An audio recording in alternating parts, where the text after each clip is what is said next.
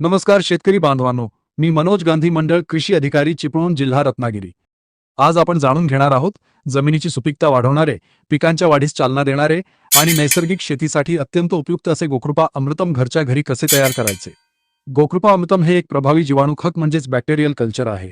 याच्या नियमित वापरामुळे जमिनीतील उपयुक्त सूक्ष्मजीवांची संख्या वाढते, मातीचे आरोग्य सुधारते आणि पिकांची वाढ जोमदार होते। चला तर मग गोकृपा अमृतम तयार करण्यासाठी लागणारे साहित्य पाहूया। आवश्यक साहित्य: स्वच्छ आणि रसायनमुक्त पाणी 200 लिटर, गोकृपा कल्चर 1 लिटर, देशी गाईच्या दुधापासून तयार केलेले ताजे ताक 2 लिटर, सेंद्रिय किंवा नैसर्गिक काळा गूळ 2 किलो। आता जाणून घेऊया बनवण्याची प्रक्रिया। सर्वप्रथम एका बादलीत थोडे पाणी घेऊन त्यामध्ये 2 किलो गूळ पूर्णपणे विरघळवून घ्या। त्यानंतर 200 लिटर क्षमतेच्या स्वच्छ प्लास्टिक ड्रममध्ये पूर्ण पाणी भरा आणि त्यात गुळाचे पाणी मिसळा। यानंतर या ड्रममध्ये 1 लिटर गोकृपा कल्चर आणि 2 लिटर ताजे ताक घाला। हे संपूर्ण मिश्रण एका लाकडी दांड्याने व्यवस्थित ढवळून घ्या। आता ड्रमचे तोंड सुती किंवा मलमलच्या कापडाने झाकून ठेवा। हा ड्रम झाडाच्या सावलीत किंवा ग्रीन नेटखाली ठेवा। पावसाचे पाणी त्यामध्ये पडणार नाही याची काळजी घ्या। पुढील 5 ते 7 दिवस दररोज सकाळी आणि संध्याकाळी 1 ते 2 मिनिटे हे मिश्रण लाकडी काठीने घड्याळाच्या दिशेने म्हणजेच क्लॉकवाईज हळुवारपणे हलवा।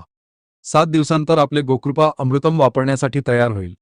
विशेष म्हणजे हे तयार झालेले द्रावण योग्य प्रकारे साठविल्यास 1 वर्षापर्यंत वापरता येते। आता जाणून घेऊया वापरण्याची पद्धत। फवारणीसाठी 10 लिटर पाण्यात 200 ते 300 मिली गोकृपा अमृतम मिसळून पिकांवर फवारणी करावी।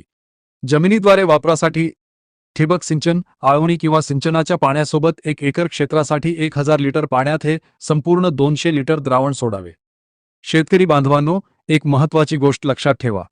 द्रावण संपत आले असताना, शेवटचे 5 लिटर द्रावण शिल्लक असताना त्यामध्ये पुन्हा 2 किलो गूळ, 2 लिटर ताक आणि 200 लिटर पाणी मिसळून नवीन द्रावण तयार करता येते। यामुळे कमी खर्चात दीर्घकाळ गोकृपा अमृतम उपलब्ध राहते। नैसर्गिक शेतीचा स्वीकार करा, जमिनीचे आरोग्य जपा आणि उत्पादन खर्च कमी करा।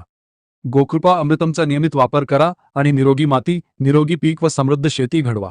धन्यवाद। अमृत बनवण्यासाठी 200 लिटर पाणी घेतलं, 2 किलो गूळ घेतलं, 2 लिटर ताक घेतलं, 1 किलो कल्चर घेतलं आणि आम्ही तिथे 200 लिटरचं गोकृपा अमृत बनवलं आणि सर मार्गदर्शनाला आले होते। त्यांनी सांगितलं आम्हाला कसं बनवायचं, काय करायचं। त्यांचे धन्यवाद मनापासून। Okay, good.